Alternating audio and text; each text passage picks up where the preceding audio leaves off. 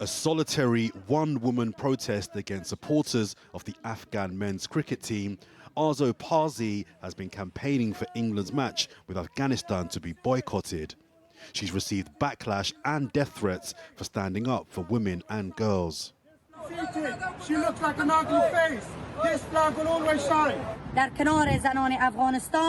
Arzo was born in Kabul but left for the UK in 1997 when the Taliban took over.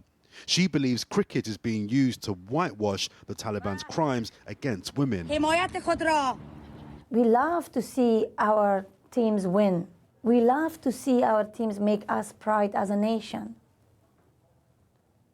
But it's very difficult to see that our team is playing in our name, but not for us. And we women are very, very important members of that society. In Afghanistan, women and girls have courageously spoken out in a video released on social media despite the risks.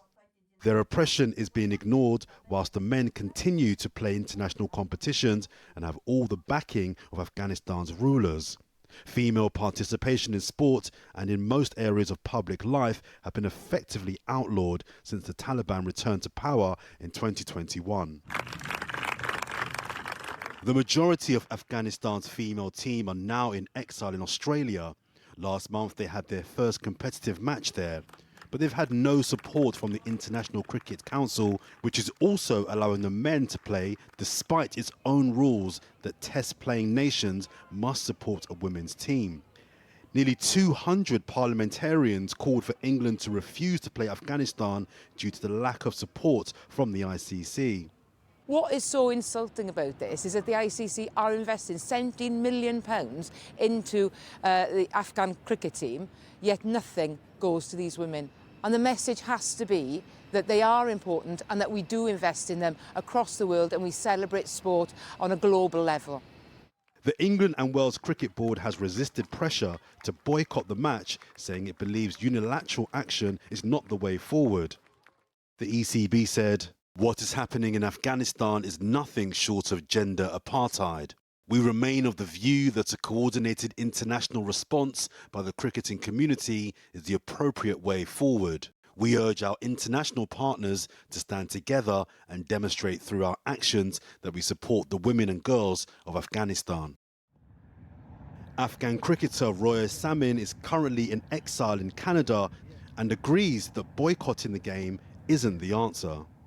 I want my rights, but I just thinking there's a lot of other ways to have this. I'm as an athlete, I says, okay, it is my right. All worlds can give me in a different way, but it is not the right way that I have to take something from the man or someone else and give for me.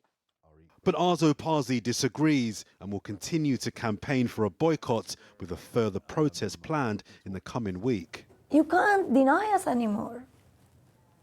And we will be there to make sure that the recognition of gender apartheid happens at any price until in my living time. Because I've got a daughter. And like my daughter, there are millions of other girls in a very, very bad situation. The tournament is now underway, but the ongoing issue of women's rights in Afghanistan and the pressure of the cricketing authorities to abide by their own rules is far from over.